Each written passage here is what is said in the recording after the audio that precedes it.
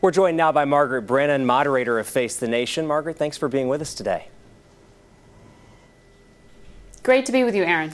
Let's jump right in. President Biden said Friday that Russia will pay a severe price if Putin conducts a chemical weapons attack in Ukraine, which the U.S. has warned he might. Has he said what that price might be?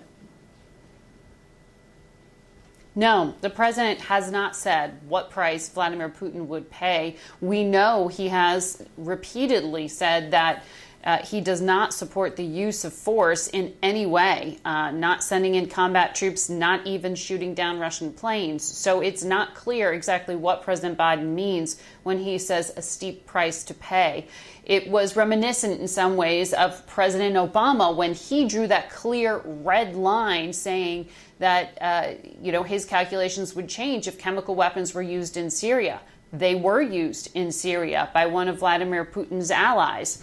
And then it led to a diplomatic accord ultimately. So given what President Biden's doing now with Vladimir Putin, it's not clear how much more room there is to isolate his economy if the answer is sanctions. So it brings you to that broader question of when does the U.S. calculation change, if it does at all, regarding use of force? Yeah, and keeping things on Russia, the Russian invasion of Ukraine, it's sent oil prices soaring and it's dimming the economic outlook after it's largely rebounded from the pandemic. You have Managing Director of the International Monetary Fund, Christina Georgieva, and Mohamed El-Arian, a top economist at Aligns on FTN Sunday. How are events on the other side of the world impacting American consumers?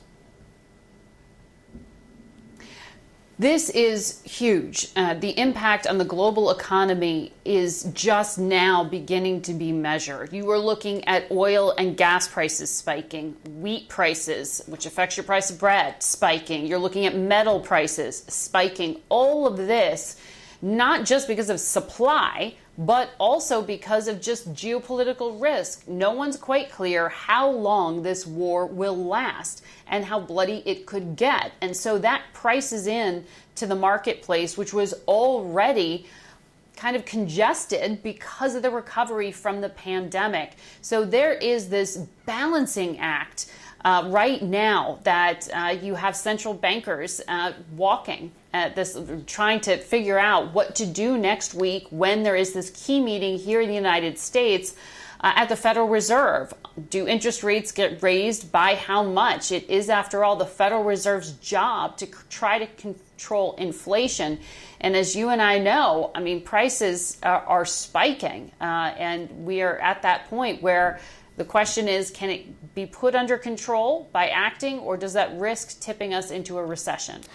Yeah, you mentioned the pandemic. Let's talk about that. This weekend, it's hard to believe it marks 2 years since COVID shut down the U.S. You sat down with CEO of Pfizer, Albert Bourla, to discuss the pandemic and what's next. What else did he tell you? Well, Pfizer was the first company to have a proven vaccine. And I talked to him about when they might have a proven vaccine for that portion of the population that remains unprotected, and that is children under the age of 5.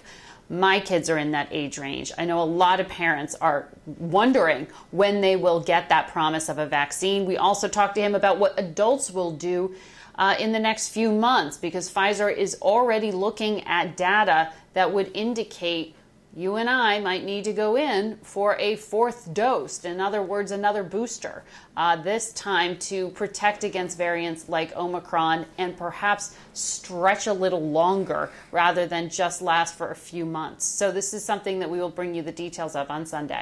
Looking forward to it. I'm right there with you. My kids are right in that age group, so looking forward to being able to get them vaccinated as well. Margaret Brennan, thank you so much.